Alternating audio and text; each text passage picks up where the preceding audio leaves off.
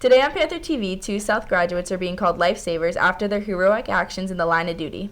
We talked to the owner of a nonprofit organization aimed towards helping people involved in life-altering injuries live their best, most fulfilled life. Panther TV starts now.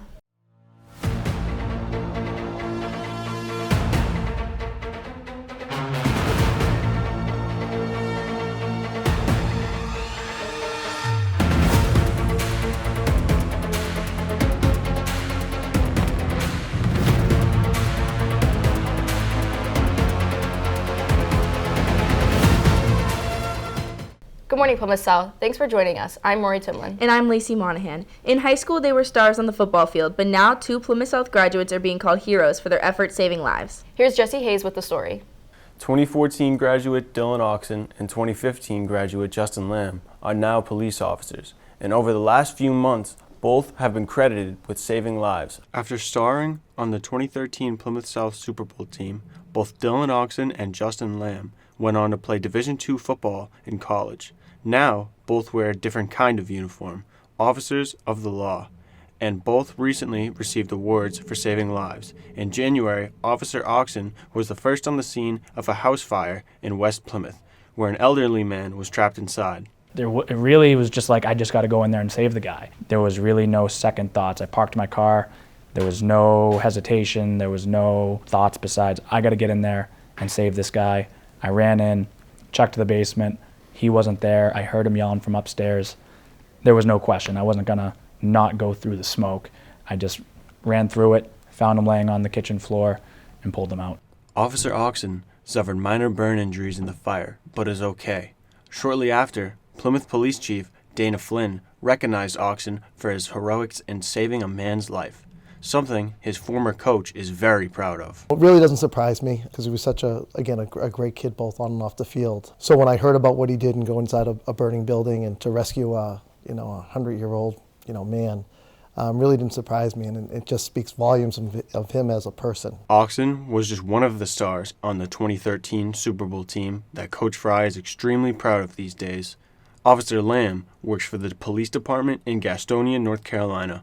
This winter, he received 2 awards for saving lives. I did get 2 life-saving awards. So the first one was I just happened to be driving around at work and I saw a juvenile on a bridge. It was an overpass to a highway. So I happened to just turn around and check on him because he had a prosthetic leg that was off. So I thought that was kind of strange. So I turned around, checked on him, and I started walking up to him, and he started edging off the bridge a little bit. And yeah, right away I was like, okay, this is getting real. So we had to shut down the highway. I ended up talking to him for about 45 minutes, kind of building a rapport with him and getting his family down there and just trying to get him some help, and ended up getting him off the bridge. In addition to preventing a suicide, Officer Lamb also saved a stab victim last summer.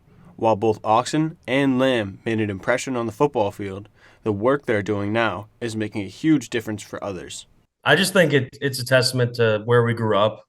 Plymouth is a great town, and obviously the school system was awesome to both Dylan and I to give us these opportunities. I played football in college, obviously played football here at Plymouth South. It was one of the best times of my life. I think it sets you up for maybe a career in law enforcement because it's very fitness-based. In order to become a cop, you have to be in shape. You have to go through an academy. Congratulations to both Dylan and Justin. We are all lucky to have people like them out there, willing to risk their lives for others. Reporting for Panther TV, I'm Jesse Hayes. Accidents can happen anytime, even while partaking in an activity you enjoy regularly. But what if that thing you enjoyed made you lose something important to you? Panther TV's Jill Neal has more on the nonprofit organization that began with a snowboarding accident. You may have noticed the logo, One Eye Gang, on some of my clothing. What you may not know is that I only have one real eye, but I'm just one of millions of people facing this loss. Now, one of those people is trying to bring us together to share our experiences and embrace our difference. Shelby Perry grew up spending winters on the slopes with her family, but 3 years ago, an accident on the slopes left Shelby with a severe eye injury. It was a very traumatic experience. I just never imagined that I would lose an eye from something that I loved doing so much. While doctors made efforts to save Shelby's eye, the damage was just too much.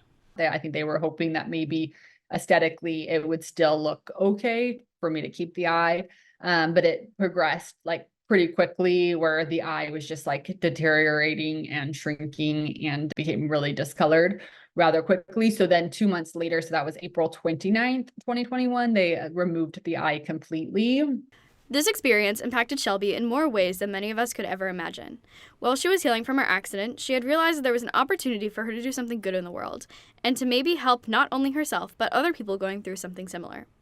Shelby founded her own company called Eyeheesive, which is geared towards supporting others who are missing an eye or recovering from a life-altering injury through building a supportive community. Eyeheesive's definitely taken an expansive leap and has grown in a lot of ways. And I think it impacts people's lives in a lot of different ways, just depending on where they're at in their journey, what they're looking for.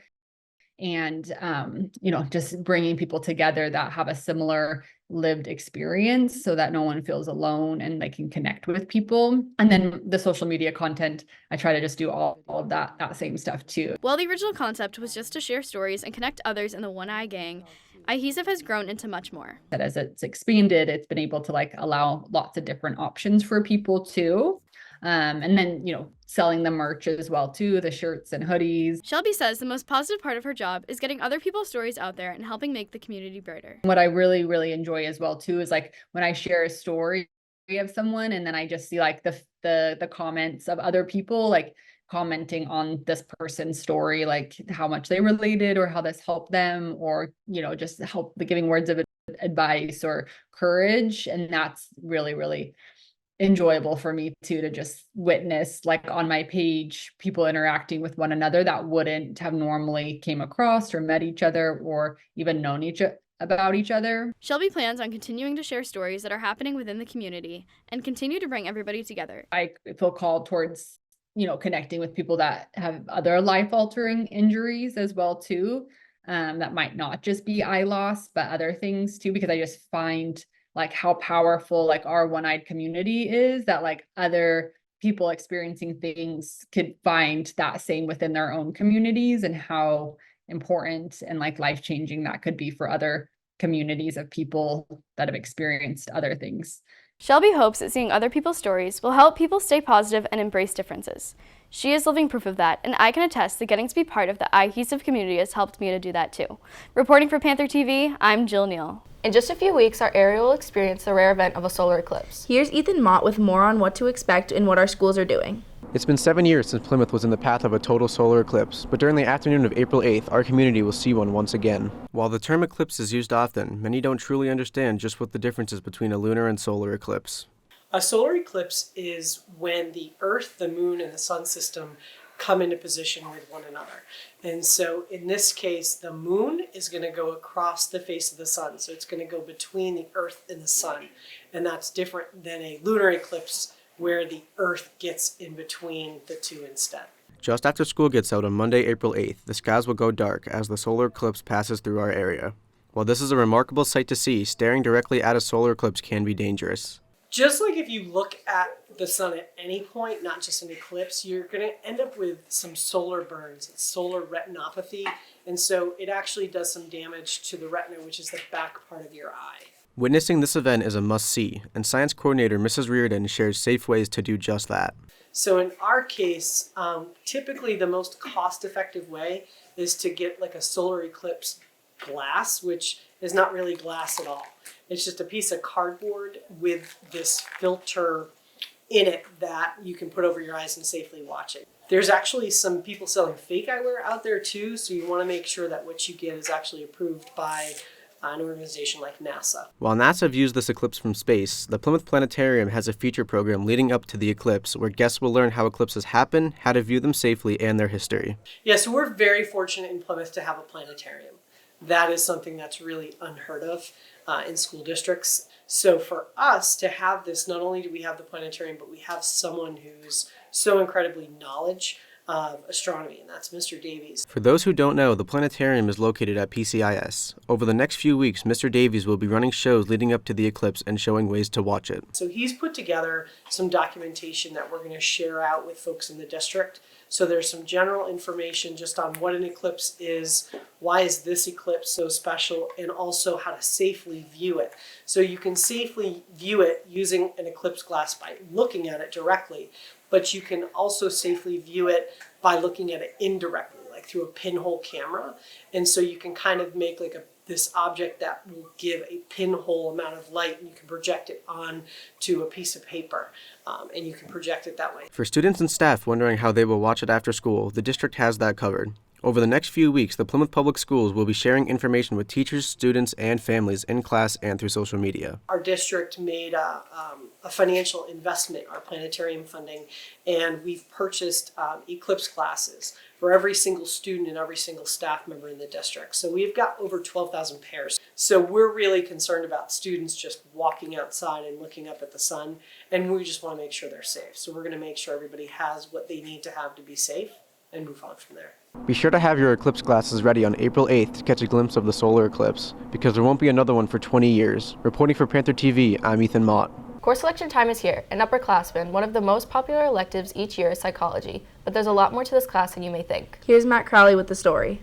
Many of us sign up to take psychology thinking it's going to be a walk in the park, some fun experiments and hands-on learning, but when you take it with Ms. Shaver, it's much more than that. Students at Plymouth South are very familiar with Ms. Shaver, not only as a teacher, but also as a constant presence at many school events. Her true passion is psychology, which she has taught for the last 18 years. So I did not really start taking psychology seriously until about 18 years ago.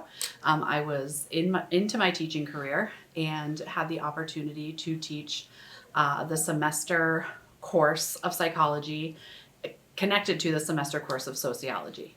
And it was through teaching that course that my passion for psychology really started to grow. Over the last few years, AP Psychology has taken huge jumps in students enrolling for the class, with AP Psychology this year having over 86 students enrolled and 68 students in Intro to Psych. I think that students are attracted to psychology because it is a unique class for many students to take. For the first time, they're allowed to really apply most of what we do in class to themselves and their family and their friends. And in no way am I saying that we are analyzing each other, but what we talk about in psychology connects to each individual, and you learn more about who you are as a person. I also think it's super important for everyone to remember that psychology is all around us. Many students jump at the chance to take what they expect to be a fun class. While some find it is more difficult than they anticipated, they rise to the challenge. I felt AP Psych was going to be one of those classes where you had to put the work in order to succeed, and I knew that going in. I feel like, looking back, that's definitely how it is. Like, if you do the work, you'll be able to succeed in it. You know, my initial thoughts were it's a AP class. I need to challenge myself my senior year, and it's exactly what I did. I challenged myself a lot. You can walk into AP Psychology without any background knowledge and be very successful. And I think that that is one of the reasons why people may think this is an easy AP, but I promise you that it is not. It's enjoyable, it's interesting, and maybe that plays a part in that too, but easy, I don't think is something that I would say about any AP course. Students say the willingness to rise to the challenge is not only the interesting content, but also the teacher. I'd say Miss Shaver's great, you know, she's really passionate about the class, which is it's really motivating to see when you have someone that actually cares what they're teaching. And I feel like that reflects on me as someone who cares about the class. One thing that's great about AP Psychology is how much you can learn about yourself. So if this is something you're interested in, it could be a great class for you. Reporting for Panther TV, I'm Matt Crowley. Coming up, we'll introduce you to a record-setting athlete. And a coach of the year, Gavin will be here with sports after the break.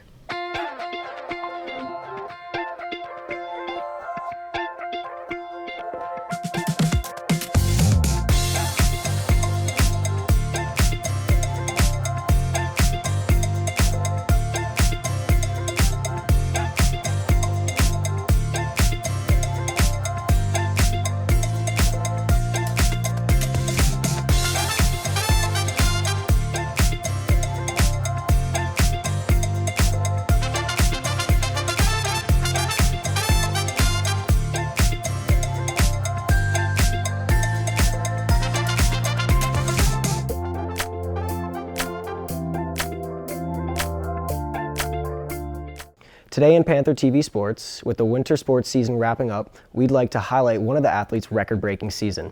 Here's Aiden Morrow with more. Plymouth South junior Sophia Adams recently shattered a school record. But when it comes to sports, track was not always Sophia's main priority. This winter, junior Sophia Adams crushed the school record in the 1,000-meter race previously set in 2010 by an amazing 3.88 seconds. This is quite an accomplishment for someone who just picked up track as a hobby 2 years ago. I first just started track just to have something in the off season for cheer, but I really started to like it and it ended up being my main focus. For Sophia, breaking the school record has always been a huge goal of hers. It was really exciting. I was really proud of myself because it's been my goal for so long to break the school record. To prepare for a record-breaking race, Sophia has a certain pregame she likes to follow. I do a lot of things. I have a lot of superstitions, like I listen to my music on the way there, and then I also like to have a Celsius before, and I just talk to my coaches and kind of just mentally prepare myself to do well. So where does Sophia see herself in the future? My goal is to definitely run track in college, if I can make it there. But right now I'm just focusing on doing my best at the high school level. With the spring track season right around the corner, Sophia has more goals on her agenda to accomplish. Really my goals are just to keep PRing and helping everyone else, just to get better. Good luck to Sophia and the rest of the team as they head into the spring season. Reporting for Panther TV, I'm Aiden Morrow. The boys tennis team is ready to kick off the new season, fresh off winning the Patriot League for the first time in school history last year.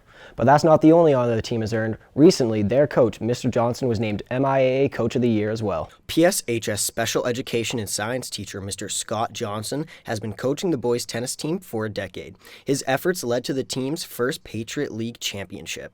I just hope it reflects on the hard work that the kids did to put that kind of, spotlight on our program. As a coach, Johnson is constantly learning more about the game of tennis. Tennis being a sport that I wasn't as focused on when I was younger made me appreciate, I think, the amount of effort and time that goes into learning the nuances of a new sport. I played in high school and I used it to cross-train during college, but to really dig into the details of it, I felt I owed it to the kids to do my best because that's what they were doing out there every day for me. But his philosophy goes beyond the court. To his players, Johnson had an even greater impact on their lives. We have great leadership at the top. My captains this year are going to be fantastic, and I think that they learned a ton from the captainships over the last couple of years and what it takes to run a program, what it takes to work hard, and what it means to be a good teammate. Even though the team lost many seniors, Coach Johnson is excited for the future and what's to come this season. It looks very bright. We've got a handful of all-stars coming back this year. With new students coming in every year and the recent league championship win, Coach Johnson has some words for people interested in the sport. Regardless of your level of experience with the sport, I think you should give it a go. I think that the majority of kids that we get who come in, they don't come in with a significant background in the sport, and it's the hard work that they put in during the years that they're here and during the off season. So if it's something intimidating to you, if you're unsure of starting it up or trying something new, go for it. You've got a lot of kids there who have been in the same situation and that'll support you. While he is honored to be named Coach of the Year, Coach Johnson says he could not have achieved this without his players. It was a wonderful experience, but again, the only reason it happened is because of the support that I had from the kids working as hard as they could, the other coaches in the building supporting me, our whole athletic program. It was a community effort, so I hope that's how it's reflected and not just an individual effort. While he leads the tennis team now, soccer was Coach Johnson's passion in high school. In 2022, he was inducted into the Plymouth Athletic Hall of Fame for his work on the field. Good luck to Coach Johnson and the team this year. That's all for sports. Good luck to all. Let's head back over to Lacey and Rory. Do you ever find yourself bored and talking to your friends about something new to do? A new venue just a short drive away has some fun new options. Here's Ava Davey Bissett with more. Hometown Arcade. Two friends last May opened an arcade and have watched their business boom. Take a look at the inside of this retro arcade with me. In 2023, longtime friends Matt Snow and Crit Crone opened Hometown Arcade in Norwood, the two of them working together to run a business that's fun and profitable. It was something fun to do, really. It was kind of tired of my old career as a bartender. I worked my whole adult life as a bartender, wanted like a change of pace. And this was really Matt's idea, and he kind of asked me to come along with him to do it. And it sounded fun, and it is fun. So my background is in computer software, and really kind of just looking for a little bit of a change. and you know, sort of the concept of like retro arcades is really big in the rest of the country, and then even in Canada. But in Massachusetts, there's very few of these types of places. So really thought it was a good opportunity, and one thing led to another, and you know, just kind of went. You know, started acquiring a lot of the games, and then, you know, eventually found this space, and that's how we sort of got started, yeah. Hometown Arcade is open to the public and also hosts events of all sorts. You know, we do a lot of birthday parties, a lot of events with like different like after-school programs, you know, everything from like bar mitzvahs, bat mitzvahs, high school graduation parties, and then just like on weekends, you know, we're typically quite busy. Yeah, you know, business is going really well. I mean, people really like kind of the retro feel of the, you know, the arcade itself, you know, along with like the newer stuff as well. Following your dreams and having a career not just for the money, but for the joy and adventure is something everyone should do. In just the first year, Matt and Crit have been able to overcome the challenges that come with opening a new business, and expansion is on the horizon. So we're actually looking at you know, other locations down your way, down in Plymouth. So far we haven't found the right spot, but you know, we feel that, you know, just with like the population growth of, you know, Plymouth itself, like you know, over the last like 15-20 years, you know, we think that there's a big opportunity to you know, open another location there. We're actually opening another location in New Jersey, and so the Plymouth area is potentially our third location. As Hometown Arcade has expanded, we might just get to see one in Plymouth. Reporting for Panther TV, I'm Ava Davy-Bissett. That's our time for today. Thanks for joining us. Have a great day, Plymouth South.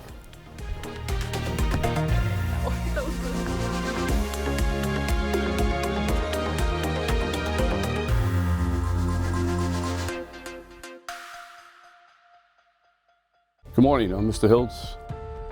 My name is Nick Long. This is my 44th year in education.